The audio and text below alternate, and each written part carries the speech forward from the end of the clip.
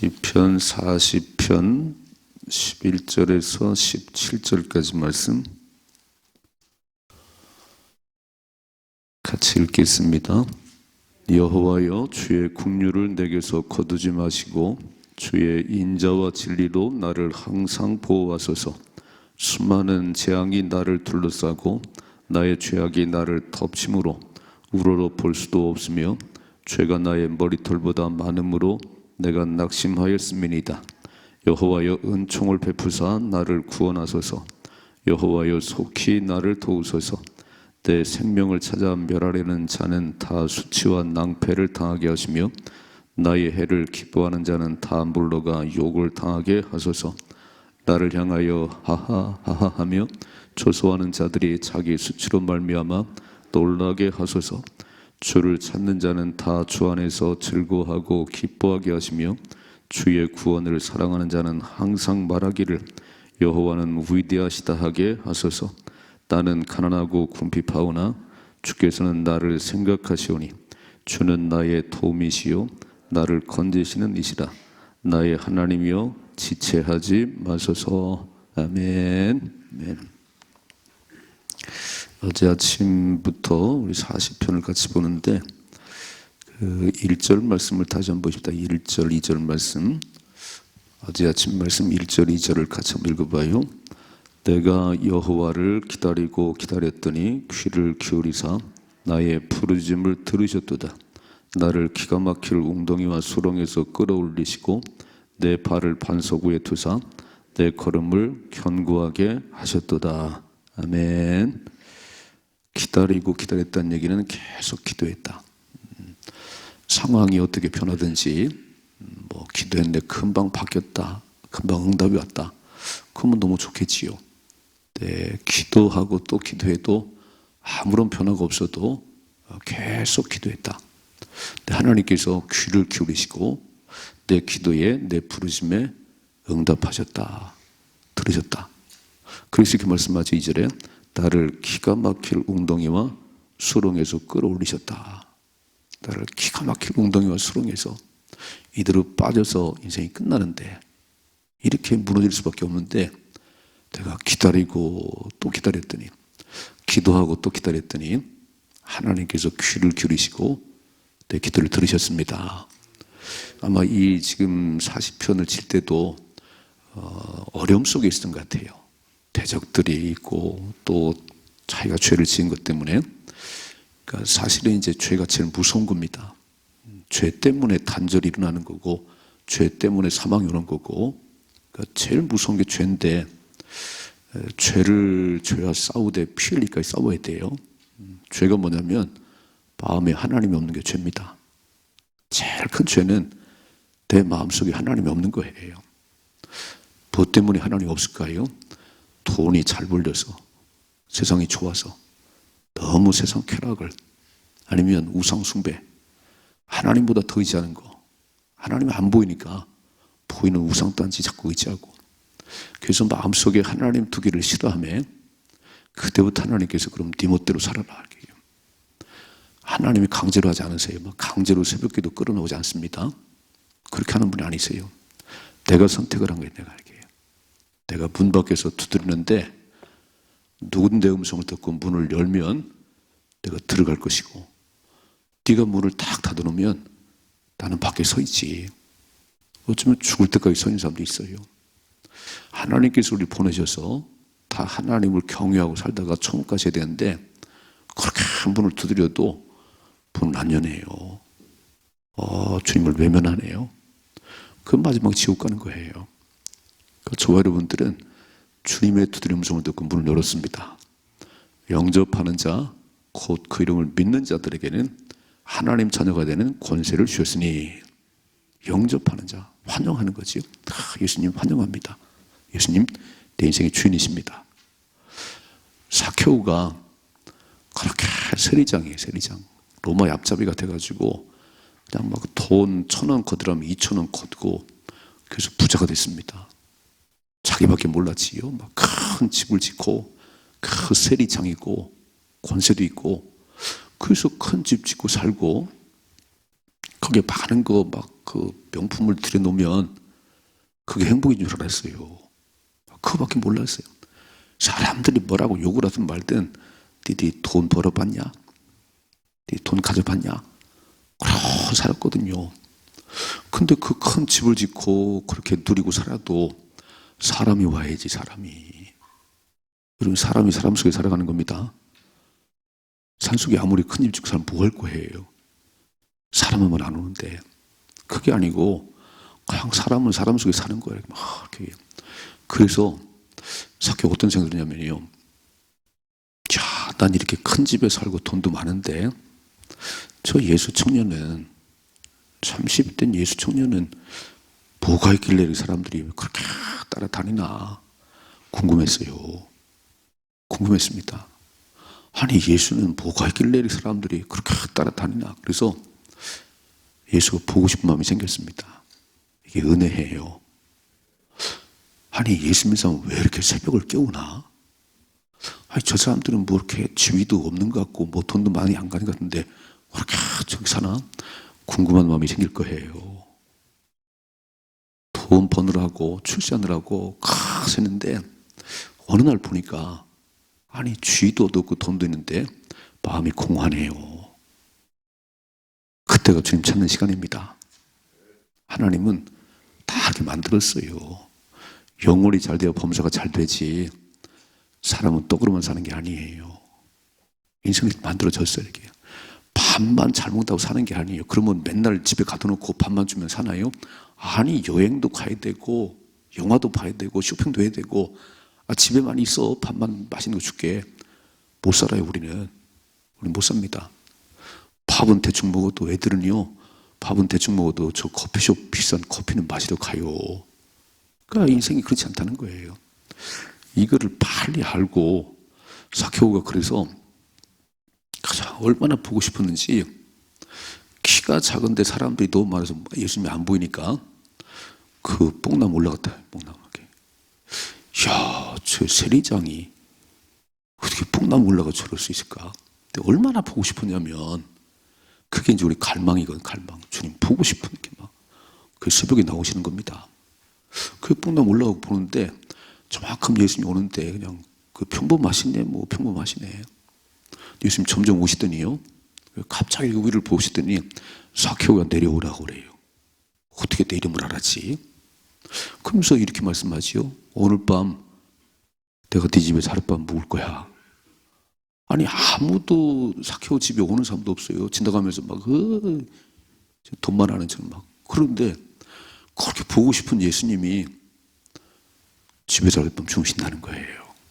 그래서 사케오가 푸주로 내려와 가지고 지금 영접했어요. 그 영접이에요. 영접. 와, 예수님 그래 우리 집에 오세요. 그래서 예수님을 모시고 안 됩니다. 오지 마세요 이러잖아요. 막 모셔드리고 그날 밤 예수님과 사케오가 얘기가 시작됐지요. 예수님 무슨 얘기했겠어요? 너 돈 많이 벌었구나. 애썼다. 근데 그게 전부가 아니요. 너 죽는 날이 와. 그게 지금 누구 것이 되겠냐? 그러니까 하나님 믿고 영원한 천국을 소망해야 돼. 그 예수님 그 얘기했을 거잖아요. 천국에서 오신 분이 천국 얘기했겠지요. 그랬더니 사케오가 알아들었어요. 예수님 내 소의 절반을 뚝 잘라서 가난한 자에게 주겠습니다. 기적이 나지요. 돈 한 푼 준 적이 없는데 그렇게 욕을 먹어도 자기 것만 챙겼던 사케오가 예수님 만나니까 기적이 났어요. 여러분 기적은 죽을 병에 고침받는 게 기적이 아니에요. 내 마음이 바뀌는 게 기적입니다. 교회를 나오는 게 기적이에요. 교회 한번 안 나오면 교회 나오는 기적이에요. 이런 기적이 일어나야 됩니다. 우리 마음이 바뀌는 기적이 일어나야 되는 거예요. 영접 이렇게 해요. 그 영접을 해야 그 주님이 나와 함께 하셔서 이제는 세상 모든 걸 가졌지요. 잘 생각해 봐요. 예수님이 내 안에 계시다는 것은 주님과 내가 하나가 되어 사는 겁니다. 그러면 예수님이 누구시지요? 우주 만물을 만드신 분이고 만물을 다스리신 분이고 모든 질병을 치료하신 분이고 그분 말씀 한마디면 보리떡 5개 물고기 2마리가 상중 5천 명이 배부리 먹고 12번 거두는 뭐가 먹는 게 문제가 되겠어요? 주님만 함께 하시면 모든 거 다 됩니다. 그래서 주님 의지하고 살아가는 게 그게 신앙생활이에요. 근데 오늘 죄가 침투해서 예수님을 우리가 뒤로 하고 많은 세상 쳐다보다가 가진 것 자랑하다가 주님이 떠나가 버리면 마귀가 내 마음을 지배해버립니다. 곤고하지요. 죽을 것 같지요. 그래서 오늘 뒤에 말씀 보니까 이제 오늘 말씀 보세요. 11절을 보세요. 11절을 여호와여 주의 긍휼을 내게서 거두지 마시고 주의 인자와 진리로 나를 항상 보호해 주세요. 아주 탄원을 해. 하나님 나를 긍휼히 여겨주시고 내게서 긍휼을 거두지 마시고 주의 인자와 진리로 나를 항상 보호해 주세요. 왜냐하면 보세요. 12절이죠. 수많은 재앙이 나를 둘러싸고 나의 죄악이 나를 덮침으로 우러러 볼 수도 없으며 죄가 나의 머리털보다 많으므로 내가 낙심하였습니다. 아니 죄가 머리털보다 많다니 그럼 낙심도 이건 끝난 거예요. 하나님이 안 보이는 거예요. 또 많은 죄 때문에 수많은 재앙이 나를 둘러싸고 나의 죄악이 나를 덮침으로 내가 하나님을 볼 수가 없네요. 머리털보다 많은 죄 때문에 내가 낙심했습니다. 근데 어떡하지요? 13절이죠. 여호와여 은총을 베푸사 나를 구원하소서 여호와여 속히 나를 도우소서. 이게 사는 길이라는 거예요. 그렇게 대적들이 나를 막 짓누르고 조롱하고 나를 죽이려고 그러고 죄책감 속에 막 해결책이 없는데 그때 바라봐야 될 분이 하나님이십니다. 이거 낙심해서 이러면요 우울증 걸리고 나중에 자살해버려요. 절대 그러지 마시고 빨리 눈을 들어서 하나님 바라보셔야 돼요. 오늘 다윗이 뭐라고 그러지요? 긍휼을 내게서 거두지 마시고 하나님 나를 불쌍히 여기시고 주의 인자와 진리로 나를 항상 보호해 주세요. 하나님만이 13절 여호와여 은총을 베푸사 나를 구원하소서 여호와여 속히 나를 도우소서. 그러니까 다윗의 위대함은 뭐냐면 이렇게 낙심되고 하나님도 바라볼 수 있는 상황이지만 사람 찾아가지 않았다는 거예요. 사람의 어떤 방법을 해결되는 게 아닌 게 하나님 앞에 나와서 나를 구원해 주세요. 나를 하나님 도와주세요. 이게 해답입니다. 이게 해답이에요. 살다 보면 그럴 수 있겠죠. 내가 좀 잘못했구나. 완벽한 자가 누가 있지요? 아무도 없지요. 내가 왜 그런 실수를 했나? 내가 왜 그 짓을 했지? 그때요 그렇게 뉘우치고 앉았으면 안 돼요. 내가 왜 그랬나? 그러면 안 된다니까요. 그걸 빨리 들고 하나님 배워야지. 하나님 저는 본래 그런 놈이에요. 저는 죄물 터물투성이에요. 저는 완벽한 게 하나도 없어요. 마지막 절을 보세요. 17절이요. 나는 가난하고 궁핍하오나 주께서 나를 생각하시오니 주는 나의 도움이시요 나를 건지리시라. 나의 하나님이여 지체하지 마소서. 나는 가난하고 궁핍하오니 난 아무것도 할 수 없는 존재입니다. 그래서 하나님의 도우심밖에 없습니다. 이거를 빨리 깨달아야지. 죄를 짓고도 잘난 체하고요. 야 얼굴에 철면피를 깔았는지 그렇게 못된 짓 하고도 고개 뻣뻣이 들고 살아요. 이렇게 정치하는 사람 보니까 아이고 죄가 드러나도 모르는데 모른 체 하는 거예요. 모른다. 얼굴에 철면피 깔았네요. 그러면 넘어갈지 모르겠는데 하나님은 안 봐줘요. 그러니까 사람 앞에 그러지 말고 하나님 앞에 사람과는요 잘 사는 것 같아요. 우리는 새벽도 깨우고 아주 거룩한 것 같지만 하나님에 딱 서면 허물투성인 죄투성인 나를 발견하고 나는 참 가난하고 궁핍합니다. 하나님 난 그렇습니다. 내 속에 선한 것이 없습니다. 모르지요. 겉은 이렇게 막 양복 입고 그러니까 고상해 보이지만 아이고 목사 고상해 보이지만 속은 모르지요. 그거를 내려놔야지. 그거를 하나님 속은 문드러졌습니다. 속은 어두운 생각이 꽉 차 있습니다. 이거를 하나님 빼주시고 하나님 내 인생의 주인 되어주세요. 첫째로 이렇게 죄 때문에 힘들고 어려울 때 다른 방법으로 해결 안 돼요. 다른 방법 술을 마셔요. 그럼 인생 패인됩니다. 하나님에 나오셔야 됩니다. 하나님 나오셔야 돼요. 나를 구원해 주세요. 가룟 유다는 가장 내가 예수 팔은 거 하고 내가 왜 팔았지? 내가 미쳤지? 내가 그러다가 자살해 버렸어요. 그러면 안 된다니까요. 하나님 진짜 제가 잘못했어요. 제가 판단이 틀렸어요. 하나님 나 어떻게 하면 좋지요? 그리고 하나님 앞에 울어야지. 그거를 막 내가 왜 그랬을까? 내가 이거 다시 막 돌려줄 테니까 네가 책임져. 네가 사람 간에 풀면 안 되는 겁니다. 사람은 해결이 안 되는 거예요. 그래서 하나님이 딱 풀면 다 용서가 되는 거예요. 그 다음부터는 이제. 그래서 하나님 앞에 회개하십시다. 아무도 완벽한 사람 없어요.